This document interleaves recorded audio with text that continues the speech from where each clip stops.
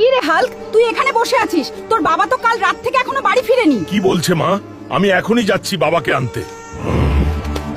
আরে বাবা কোথায় গেল এত রাতে? নাকি বাবার কিছু হয়েছে?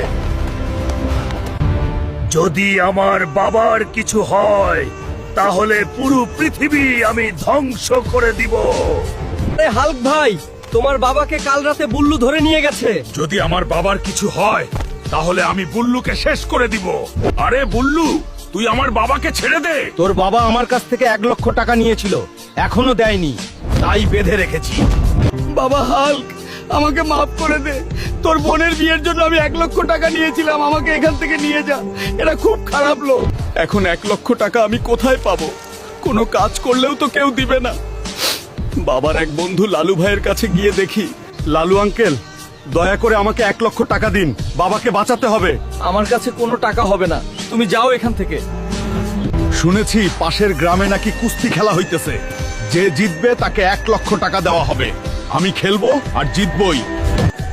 আজকের খেলা হবে হাল্ক বনাম কুদ্দুস।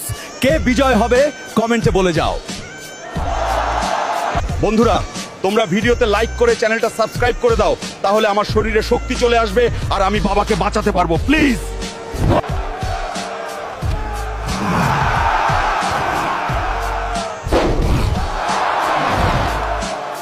এই নিয়ে বুল্লু 1 লক্ষ টাকা।